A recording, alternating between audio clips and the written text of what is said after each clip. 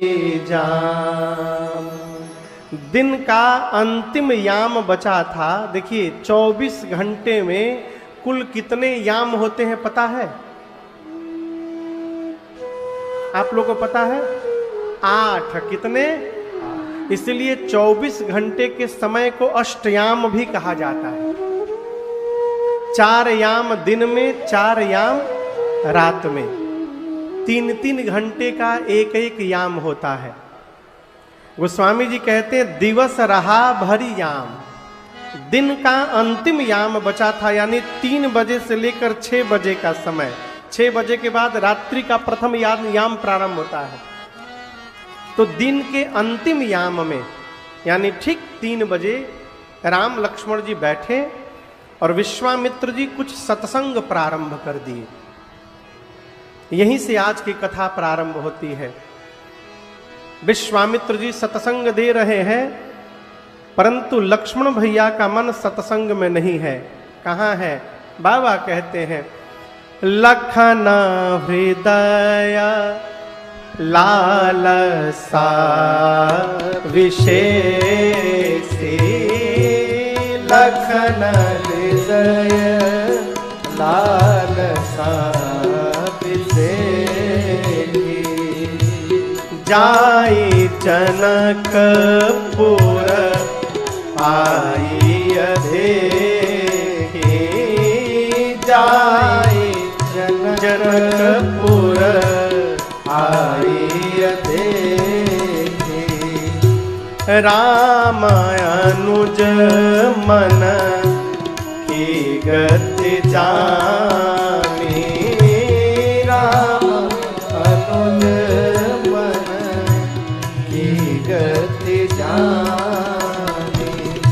भगता बछलता धियहुल सानी। भगत बछलता धियहुल सानी। बोले नाथ लखनपुर देखन चाहि। नाथ लखनपुर देखन चाहि। प्रभु सकोच दर प्रगट न कहि। प्रभु सकोच दर प्रगट न कहि। प्रभु सकोच दर प्रगट न कहि।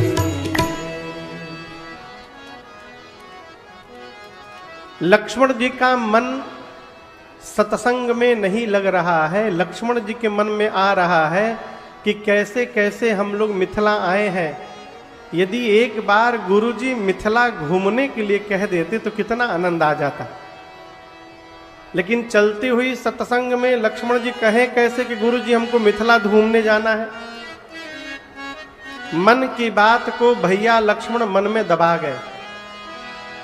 लेकिन राम जी सब जानते हैं। प्रभु जानत सब बिनहि जनाय। भगवान सब जानते हैं। कौन नहीं जानता? हम लोग नहीं जानते हैं कि सब जानते हैं, लेकिन भगवान सब जानते हैं। राम जी ने गुरुदेव से कहा गुरुदेव लक्ष्मण जी का मन मिथिला घूमने का हो रहा है। अकेले तो भेजने लायक है नहीं। यदि आप आज्ञा दें तो मैं लेकर के जाऊंगा, नगर घुमाऊंगा और नगर घुमा करके तुरंत ले आऊंगा। किसने कहा? किसने कहा? राम जी का। अब यहां पर एक मैं विशेष भाव में आपको लेके चलूं। लक्ष्मण जी का मन मिथिला घूमने का हुआ क्यों? ये प्रश्न है। क्यों? भगवान को देख लेने के बाद अब कुछ देखने की चाह ही नहीं बचती।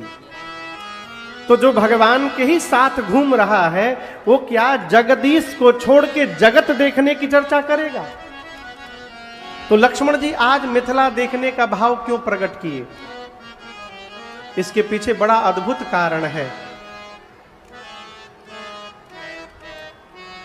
राम जी ब्रह्म हैं, सीता जी माया है और लक्ष्मण जी जीव हैं। आप समझ रहे हैं?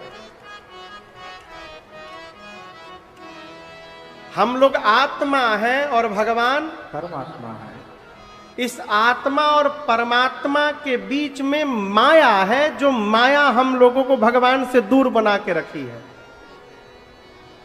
और इसी माया के जगह जब कोई महात्मा आ जाता है तो इस आत्मा और परमात्मा का संबंध बना करके उस बीच में से निकल जाता है। उसी महात्मा का नाम है आचार्य। महात्मा कौन? आचार्य, जो हमारा भगवान से संबंध बना दे। आचार्य का काम पंडित जी जैसा है। अभी लगन का समय चल रहा है। मैं आ रहा था तो रास्ते में कई विवाह की तैयारियां चल रही थी, बारात के स्वागत की। आप टेंट कर दीजिए, बढ़िया भोजन की व्यवस्था कराइए, सजावट करा दीजिए, सारी सामग्री एकत्रित कर दीजिए, लेकिन पंडित जी नहीं आएंगे ना तो ब्याहवा नहीं होगा। और मजे की बात देखिए, पंडित जी महाराज न लड़के को जानते हैं और न पंडित जी लड़की को जानते हैं। दोनों में से किसी को नहीं जानते, लेकिन दोनों के जीवन में केवल एक रात के लिए आते हैं और दोनों को दो से एक बना करके और फिर उनके जीवन से हमेशा के लिए निकल के चले जाते हैं। यही आचार्य का काम है। आचार्य हमारे जीवन में आते हैं और इस आत्मा का परमात्मा से मिलन करा करके अपने को बीच में से निकाल ले जाते हैं। यह आचार्य की भूमिका है। लक्ष्मण जी को समस्त जीवों का आचार्य कहा गया। लक्ष्मण जी हम लोगों के क्या हैं? आचार्य हैं, जीवाचार्य। जब भगवान श्री राम को जनक जी महाराज ने पहली बार देखा तो उनकी पूरी मति हेरा गई थी। मन में सोचने लगे थे, इतना सुंदर रूप तो मैंने आज तक देखा ही नहीं कभी जीवन में। और हम आपको बतावें, जनक जी महाराज निराकार ब्रह्म की उपासना करते थे, लेकिन जो आकार को झूठा मानता था, जनक जी महाराज निराकार की उपासना करते थे। वो जनक जी महाराज जब मेरे सरकार के आकार को देखे तो सारा निराकार का ज्ञान भुला गए और भगवान के रूप में अझुरा के रह गए। भगवान का स्वरूप ही ऐसा है, एक बार दिखाई पड़ जाए बस। मंद मंद मुस्कनिया पे तेरी, मंद मंद मुस्कनिया पे बलिहार राघो जी, ओ बलिहार राघो जी, बलिहार राघो जी, बलिहार राघो जी। श्री जनक जी महाराज ने भगवान को देखा तो यही सोचते रह गए, अरे बलिहार राघव जी, बलिहार राघव जी। जय हो, स्वागतम। बलिया के, बलिया जानते हैं ना आप लोग? सेंट जेवियर्स ग्रुप के मालिक बड़े भैया श्रीमान अभिनव नाथ तिवारी जी, स्वागतम। जय जय। हाँ।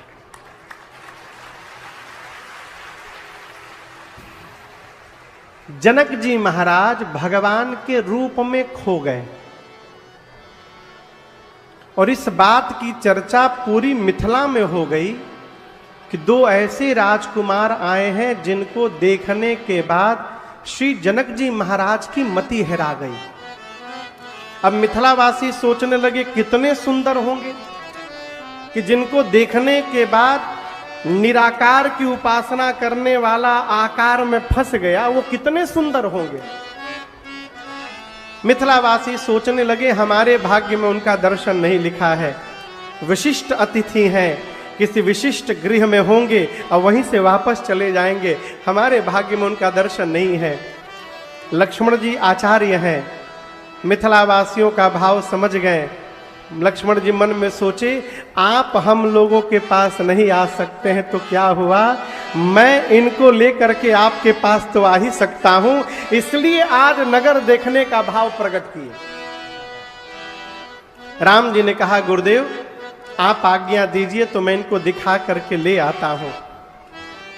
गुरुदेव समझ गए ये दोनों भाई नगर देखना नहीं चाहते, नगर वासियों को अपना दर्शन कराना चाहते हैं। अनुमति दिए। और देखिए इस दोहे में दो पंक्तियां ऊपर और नीचे, दोनों का भाव अलग अलग है। पहली पंक्ति गुरु जी कहते हैं, जाई देखिया वहु नगर, सुख निधान दो भाई। पहली पंक्ति में गुरु जी कहते हैं जो आप कही रहे कि देखना चाहते हैं जाइए देखाइए, और दूसरी पंक्ति में जो हम जानते हैं आप क्यों जा रहे हैं, जाइए करहु सुफल सबके नयना, सुंदर बदना दिखाए। अपने रूप का दर्शन करा के मिथिला वासियों के नेत्र को धन्य करिए। भगवान प्रणाम करके चले। अच्छा आप बताइए शाम के समय कौन खेलता है?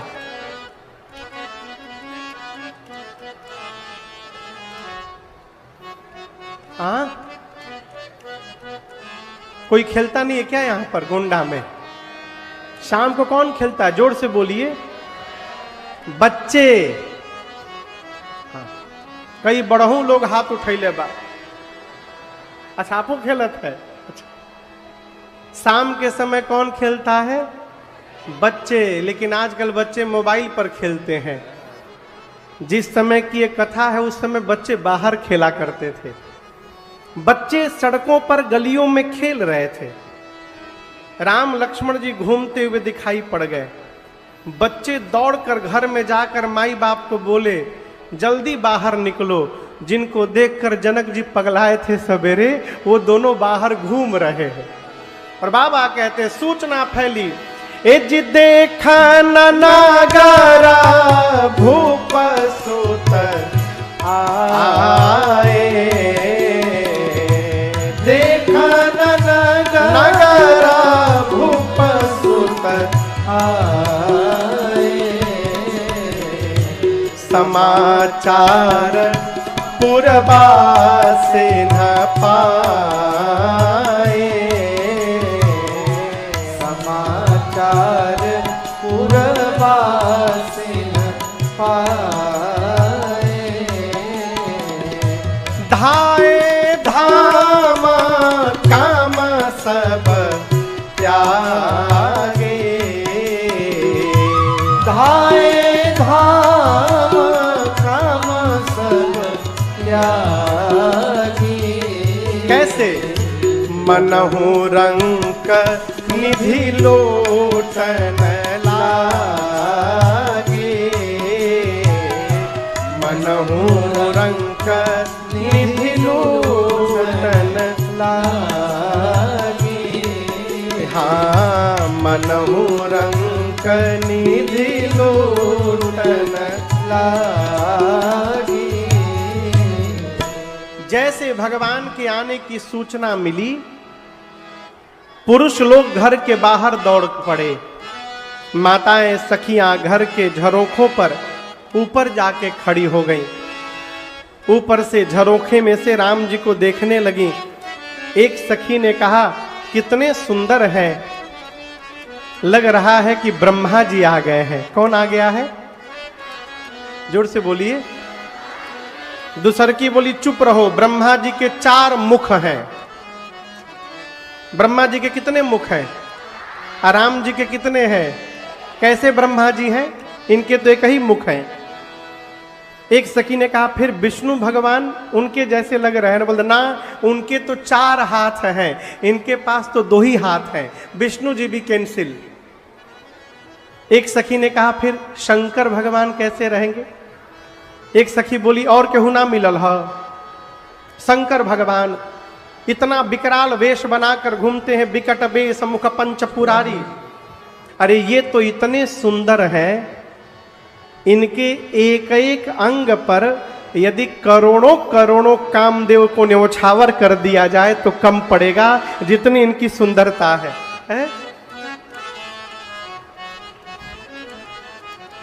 सखियां ऊपर से देखकर भगवान को अपना भाव प्रकट करने लगी।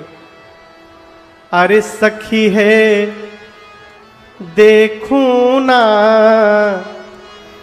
ये दोनों भैया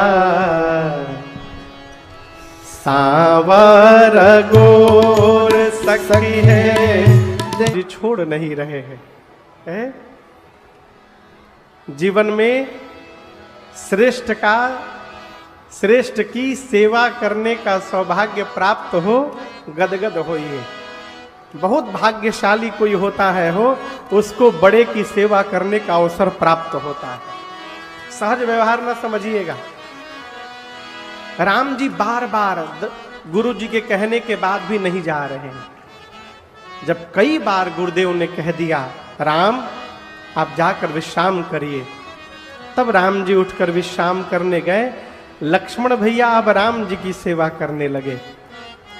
और यहां दर्शन करिए, लक्ष्मण जी दबा तो रहे हैं।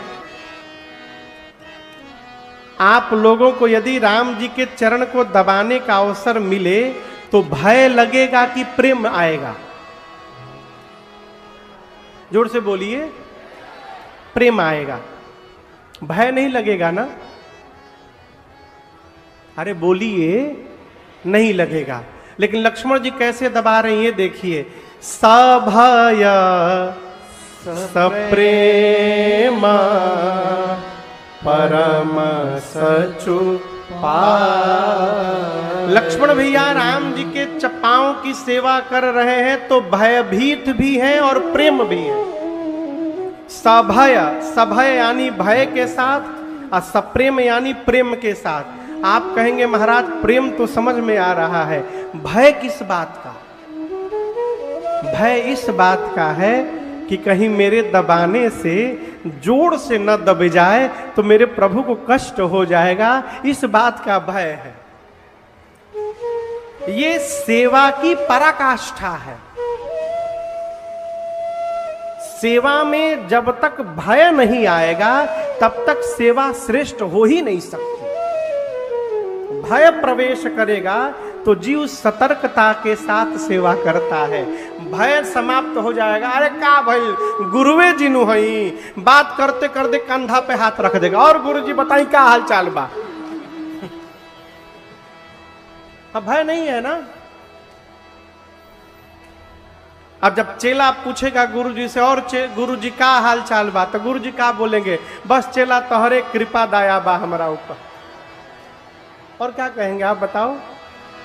कभी भी अपने से श्रेष्ठ से हाल चाल नहीं पूछा जाता है, अपने से श्रेष्ठ को अपना हाल चाल बताया जाता है, पूछा नहीं जाता है। और गुरु जी का हाल चाल बा, तो गुरु जी कहेंगे हाल पर तहार कृपा बा, चाल पर अभी ठीक बा।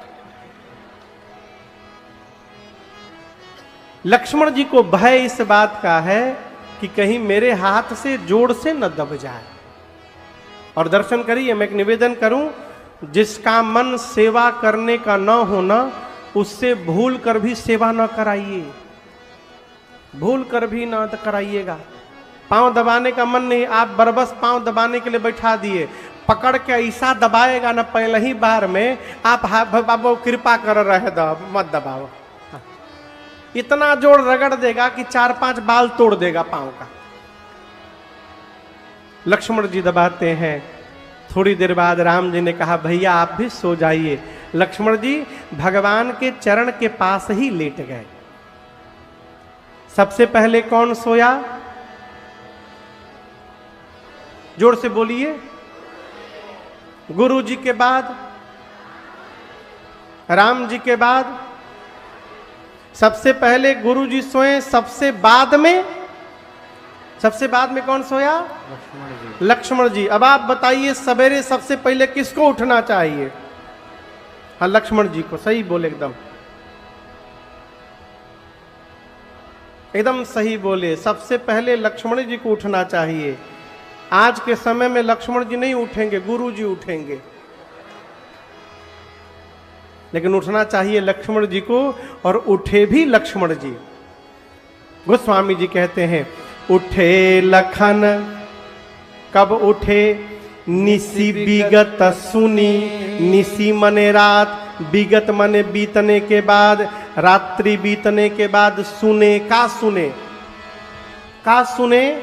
अरुण शिखा धुनी कान, अरुण शिखा।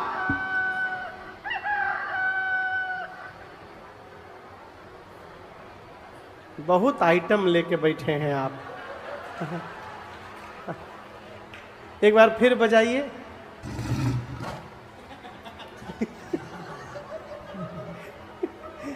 ये तो बाघ बजा दिए आप।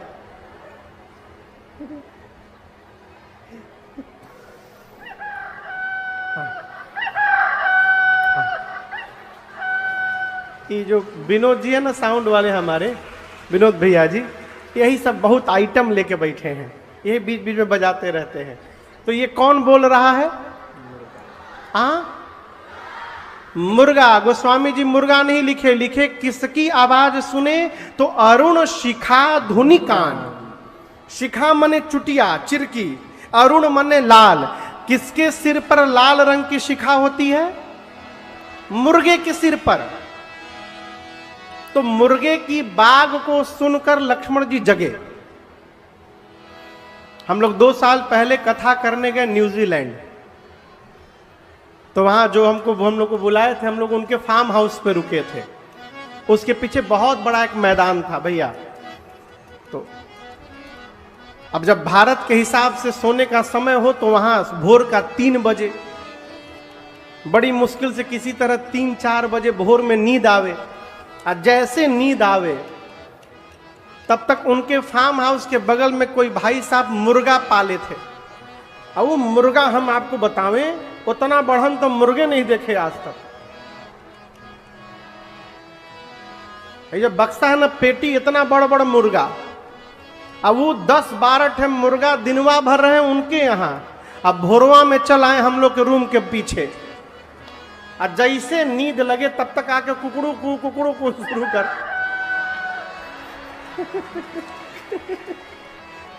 वो लोग बोलना शुरू करे, अब नींद खुल जाए। रात्रि बीतने के बाद प्रातः काल मुर्गे ने बाग लगाई। लक्ष्मण भैया उठे। उठने के बाद लक्ष्मण जी राम जी के पांव की सेवा किए तो राम जी जगे। अब दोनों भैया जाकर गुरु जी की सेवा किए तो अंत में गुरुदेव भगवान जगे। प्रातः क्रिया से भगवान निवृत्त हुए और विचार किए कि गुरु जी पूजन करेंगे सवेरे, तो पूजन में पुष्प दल चाहिए। तो पुष्प दल लाने के लिए राम जी स्वयं जाकर अनुमति मांगे गुरुदेव से, और पुष्प दल लेने के लिए जनक जी महाराज के पुष्प वाटिका में चल पड़े। बाबा कहते हैं समय जाने गुर आय सुपाए, समय जाने गुर आय सुपाए, लेना प्रसून चले 2 भाई, लेना प्रसून चले 2 भाई, बार बार मुनि आज्ञा दीन्ही, बार बाग बर देखे जाए, जहाँ बसंत ऋतु रही लुभाए, जहाँ बसंत ऋतु रही लुभाए, लागे बेटा मनोहर नाना, लागे बेटा मनोहर नाना, बरना बरना बरबेली बिताना, बरन बरन बरबेली बिताना, चातक को कील कीर चकोरा, चातक को कील कीर चकोरा, पूजत बिहगनटत कलमोरा, पूजत बिहगनटत कलमोरा, पूजत बिहगनटत कलमोरा, पूजत बिहगनटत कलमोरा। गोस्वामी जी कहते हैं भगवान गुरुदेव भगवान से अनुमति लेकर श्री जनक जी महाराज के पुष्प वाटिका में पुष्प दल लेने के लिए पहुंचे। बाबा ने बाग का बड़ा अद्भुत वर्णन किया है।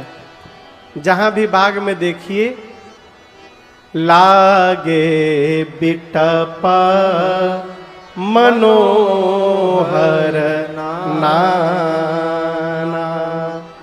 बरन बरन बर बेली। इस पुष्प वाटिका में जितने बाग लगे हैं, जितने पौधे लगे हैं, सारे के सारे पौधे मनोहर हैं।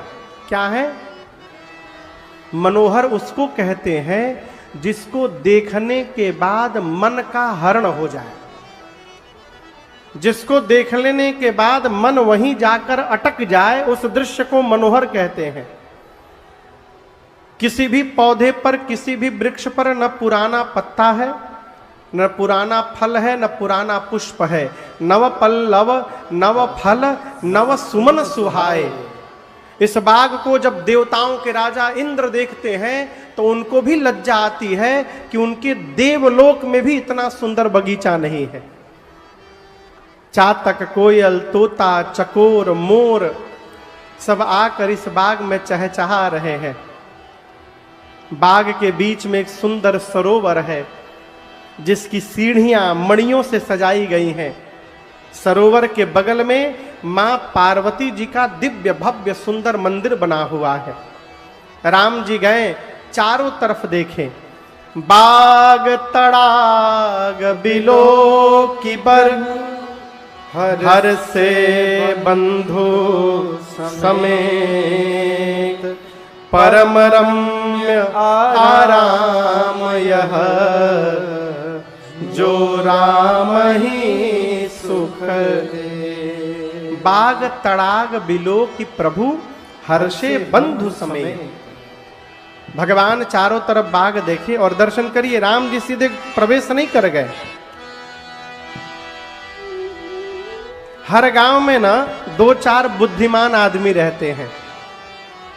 इस गांव में भी होंगे। पेड़ी बड़ा नाम है गांव का, एहू गांव में होंगे बुद्धिमान आदमी। वो क्या करते हैं, 4-5 बजे भोर में ही डलिया लेके निकल जाते हैं घर से। और जेकरी जेकरी दरवाजे फूल फुलाया होगा, गांव के जगला के पहले गांव का सब फूल तोड़ के अपनी घरे लेके आ जाते हैं। और जब सवेरे घर वाले जगह देखे सारा फूल गायब, कहाँ सवेरे सवेरे राम राम जपना चाहिए, वो सवेरे सवेरे मंगलाचरण शुरू करते हैं। जौन लेकर गया है उसके घर में आग ही लग जाओ। लेकिन हम आपसे निवेदन करें, किसी भी व्यक्ति के सामान को यदि आप बिना पूछे छू रहे हैं, इसी का नाम चोरी है। चोरी करने का जो फल है वो फल प्राप्त होता है, ये चौर वृत्ति है। यदि आप बिना पूछे कोई सामान उतार लिए, पुष्प उतार लिए, फल उतार लिए, बड़े बड़े घर के लोगों को मैंने देखा है। अभिनव भैया, जाड़ा के समय में खेत में जब मटर निकलता है ना, मटर हमारे यहाँ छीमी कहते हैं, यहाँ न जाने क्या कहते होंगे। अच्छा, यहाँ भी छीमिए कहते हैं। हाँ, तरी आओ छीमी, हाँ, हमारे यहाँ भी छीमी कहते हैं। तो ठंड के समय में जब खेत में छीमी निकले ना, बड़े बड़े घर के लोगों को मैंने देखा है, गाड़ी खड़ा करके, BMW से चलने वाले लोग भी गाड़ी रोड पे खड़ा करके पूरा परिवार खेत में टूटा पड़ा है। तूड़ रे, बटोरी रे, भरी रे, सब भर भर के झोरा में गाड़ी में भर है। किसका खेत है कोई लेना देना नहीं। कि चौर वृत्ति हर इतना पसंद है छीमी तो खरीद के खा लीजिए। कोई बेचारा लगाया होगा, उसकी मेहनत है, आप जाके तोड़ रहे हैं। बिना पूछे छूना भी नहीं चाहिए। राम जी बाग में नहीं गए, राम जी मालियों को ढूंढने लगे। माली आए, राम जी ने अनुमति मांगी। मालियों ने खूब बहस की राम जी से। अंत में भगवान को अनुमति दे दी और भगवान भीतर जाकर लगे लेन दल फूल मुदित मन। मुदित मन। किस मन से राम जी ले रहे हैं? मुदित। मुदित समझते हैं? मुदित मने, मुदित मने प्रसन्न मन से। आप राम कथा पढ़िएगा, राम जी कोई भी काम करते हैं तो प्रसन्न मन से करते हैं। आगे चले बहुरी रघुराया ने क्या चौपाई हो? धनुष यज्ञ सुनी रघुकुल नाथा, हर्ष चले मुनिवर के साथा। राम जी कैसे चले? हर्ष के साथ चले। स्नान करने के बाद क्या चौपाई है? गंगा स्नान कर हर्ष चले मुनिवृंद, हर्ष चले मुनिवृंद सहाया, बेग विदेह नगर नियर आया। यहाँ देखिए भगवान पुष्प उतारने लगे, लगे लेन दल फूल मुदित मन। इसका अर्थ है प्रसन्न मन से किया गया कार्य जीवन में कभी असफल नहीं होता। आप में से सुंदरकांड कौन कौन पढ़ता है? खाली अक्षर पढ़ते हैं कि सुंदरकांड पढ़ते हैं? सुंदरकांड पढ़ते, अच्छी बात। हाँ, कई लोग अक्षर भी पढ़ते हैं। एक लोग को मैं जानता हूं, मैं नाम नहीं लूंगा उनका, वो डेली पढ़ते हैं प्रतिदिन। तो हम एक दिन पूछे, भैया आप कितने देर में पढ़ लेते हैं? तो बोले 15 मिनट में। तो हमारा तो दिमाग घूम गया कि कौन पढ़ाई है 15 मिनट में सुंदरकांड? हमें जब पढ़ के दिखाइए, शुरू हो गए। मालूम है कौन? हाँ हाँ हाँ। अब वो पढ़ने लगे, हम देखने लगे। उन जाने क्या पढ़ रहे हैं, वह जान रहे कि हनुमाने जी जान रहे होंगे कि गोस्वामी तुलसीदास जी जान रहे होंगे। इस तरह पढ़ने का कोई मतलब नहीं है। पढ़िए तो एक एक अक्षर स्पष्ट निकले और उसका भाव आपके हृदय को जाकर स्पर्श करे, तब पढ़ने का कोई अर्थ है। आप समझ रहे हैं मेरी बात को? दूसरी बात, पढ़ते समय आप लोग जो आगे पीछे जोड़ते हैं, देखिए खूब गाइए, हम मना नहीं करते। एक तो जोड़ना नहीं चाहिए कि जोड़ने से वो चौपाई खंडित हो जाती है। आप समझ रहे हैं? जोड़ने से चौपाई लिखे ना गोस्वामी जी, वो चौपैया मीटर में है। तनिको उसमें कुछ जोड़िएगा तो उसका भाव खंडित हो जाएगा। एक एक पाठक हम तो उनको ढूंढ रहे हैं कि कहियो भेटा जाए हमको, बस वो एक बार। मध्य प्रदेश के हैं, रीवा के, नाम मुझे स्मरण नहीं है, मैंने एक बार बहुत पहले सुना था। मेरा एक पद है, भजन है एक, जो हम लोगों ने गाया है, बहुत पहले गाया। रावण जब सीता मैया का हरण करके लेके जाता है, नहीं, मारीच जब सोने का हिरण बन के जाते हैं सीता मैया का अपहरण कराने के लिए, उस समय की उस समय का भजन है, मुखड़ा है भजन का।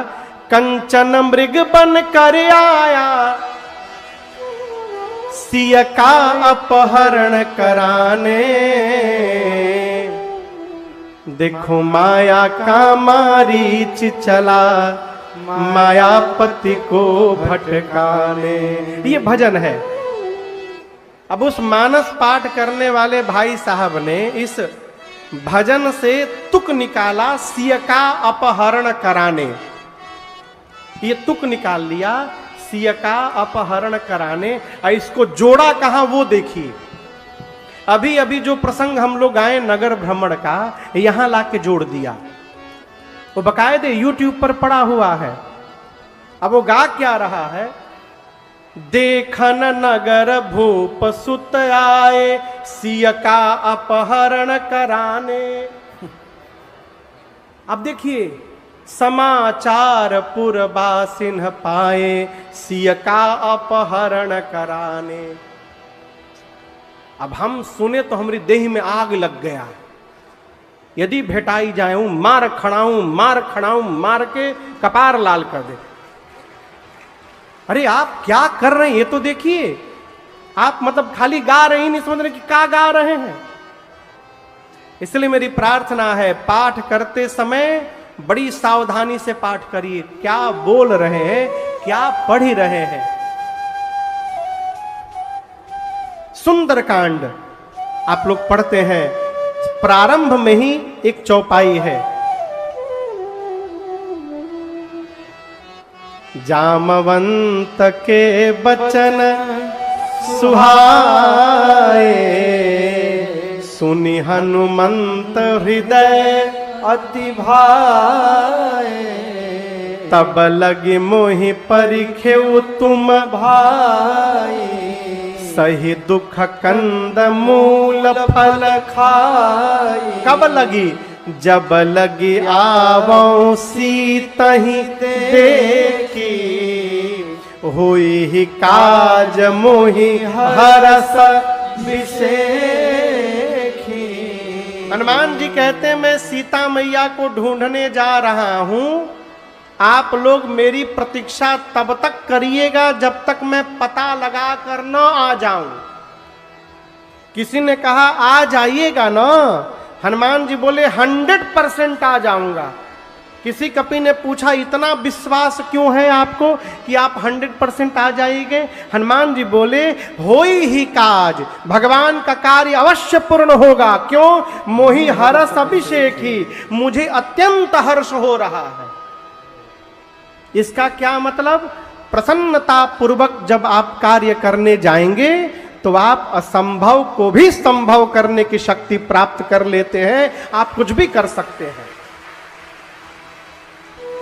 रो रो के करना है तो मत करिए। किसी से कह दीजिए कि जा सब्जी ले आओ, लगता है माना विपद पड़ गया कपारे पर।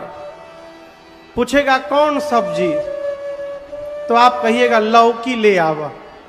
फिर पूछेगा लंबा वाला कि गोल वाला, आप कहेगा लंबा वाला ले आई।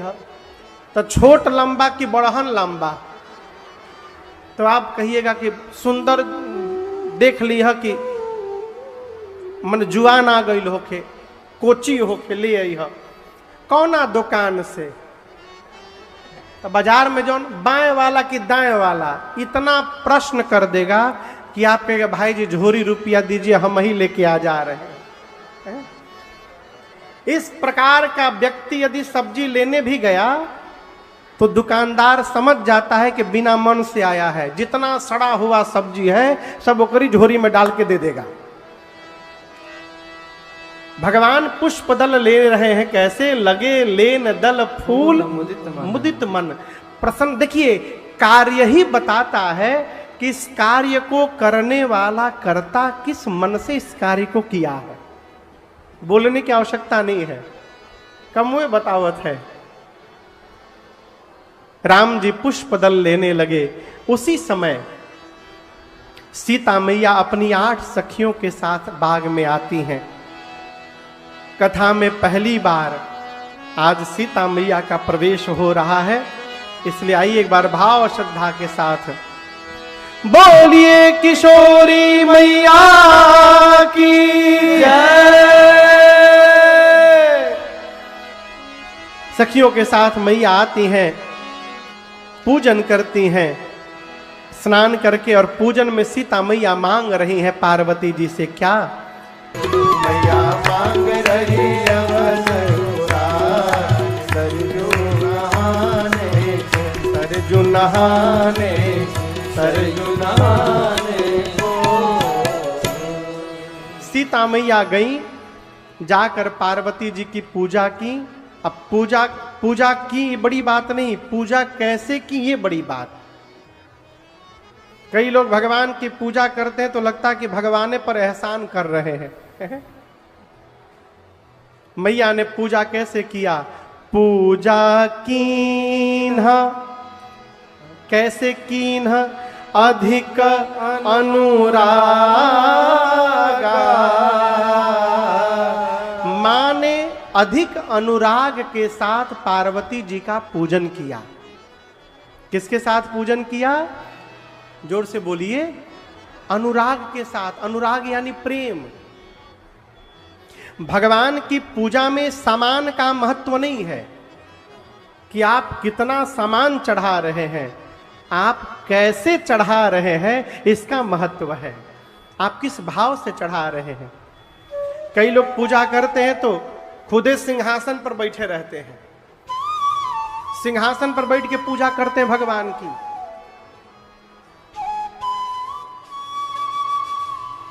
नाटकों उतने किया जाए कि जितना बर्दाश्त हो सके।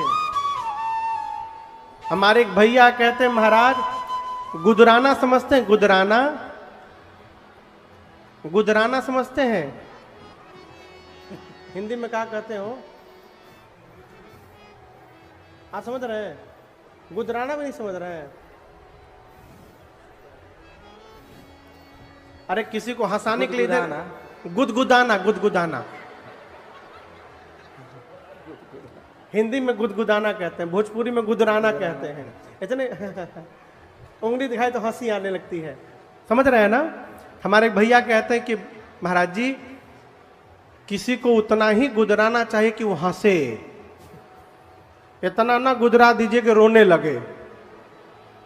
उसी प्रकार मेकअप भी नाटक उतने करिए कि अपना रूप दिखाई समझ में आवे। इतना मेकअप ना कर लीजिए कि घरवे वाले ना पहचानने लगे, भाई साहब आप कहां से आए हैं। सजावट भी इतना करिए कि व्यवहार का मूल स्वरूप न बिगड़ जाए। सीता मैया ने पूजन किया, अधिक अनुराग के साथ किया। और मां ने पार्वती जी से लिए अपने लिए सुंदर दूल्हा मांगा। निज अनुरूप सुभग बर मांगा।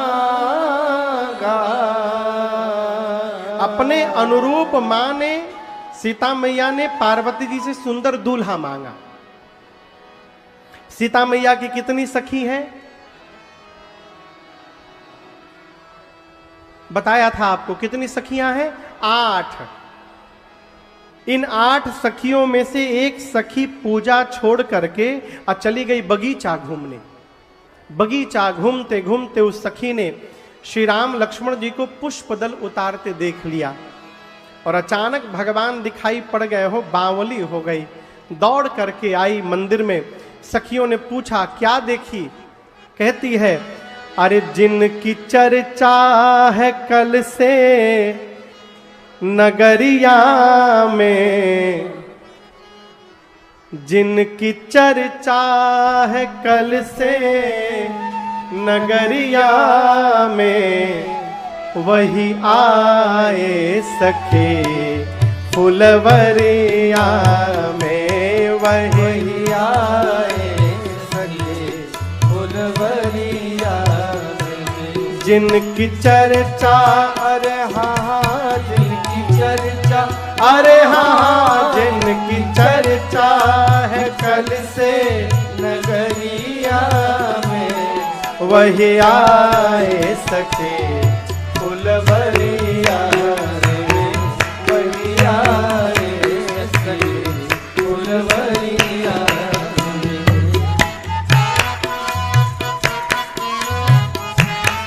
कहती है, सांवला एक है एक गोरा बदन, सांवला आप लोग भी गाइए। एक गोरा बदन, सांवला एक है एक गोरा बदन, सांवला एक है एक गोरा बदन। देख कर भी न भरता किसी का भी मन, देख कर भी न भरता किसी का भी मन। सांवला बस गया सांवला बस गया, सांवला बस गया है नजरिया में, वही आए सखी फुलवरिया में, वही आए सखी फुलवरिया में।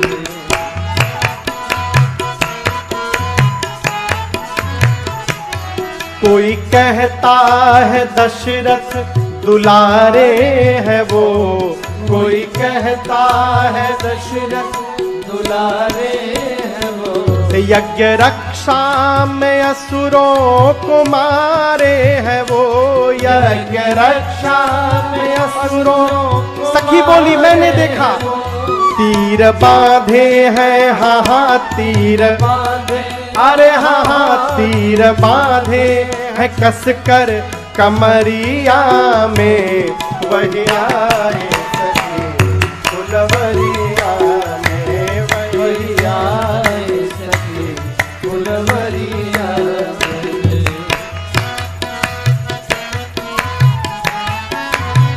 एक सखी बोली शादी इनसे ही होती जो हर हाल में, शादी से ही होती जो हर हाल में, आया करते हमेशा ये ससुराल में, आया करते हमेशा ये ससुराल में, नैना डूबे रहते, हाँ हाँ नैना डूबे रहे, अरे हाँ हाँ नैना डूबे रहते लहरिया में, यही आए सखी फुलवरिया में, वही आए सखी फुलवरिया में। जिनकी चर्चा रे हाँ हाँ जिनकी चर्चा, अरे हाँ हाँ जिनकी चर्चा है कल से नगरिया में, वही आए सखी फुलवरिया में, वही आए सखी फुलवरिया में, वही आए सखी फुलवरिया में। सखी कहती है कि शादी उनसे ही होती जो हर हाल में। एक सखी बोली शादी होगी तो सीता का लाभ होगा ना, हमारा तुम्हारा क्या लाभ।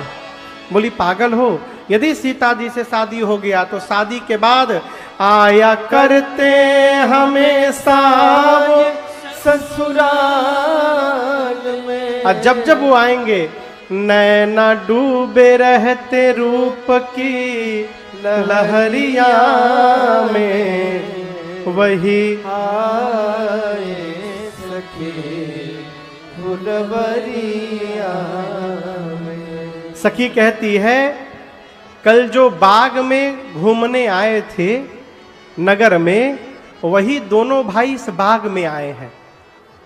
एक सखी बोली कैसे हैं, बोले बड़े सुंदर हैं, सांवले रंग के हैं और गोरे रंग के हैं, बहुत कम उम्र है। एक सखी बोली और बताओ, बोली और नहीं बता पाऊंगी, इसके आगे मैं कुछ नहीं बता पाऊंगी। एक सखी बोली झूठ बोल रही है तू जितना बता रही है उतना हम लोगों ने कल ही देख लिया था कि बड़ी कम उम्र है, सांवले गोरे हैं, बड़े सुंदर हैं। तू देखी होती तो बताती किस रंग का पटका लिए हैं, कैसी मुकुट पहने हैं, कैसी धोती पहने हैं, तूने देखा नहीं है। बोली मैंने देखा है, तो बताती कैसे कि क्यों नहीं हो। सखी बोली कैसे बताऊं, अरे नजरी से देखले बानी कैसे हम बताई, चलू रे सहेलिया तोहके आँखिए से देखाई। कहती है जिन आँखों ने देखा है उन आँखों के पास जिह्वा नहीं है कि वो बोल सके।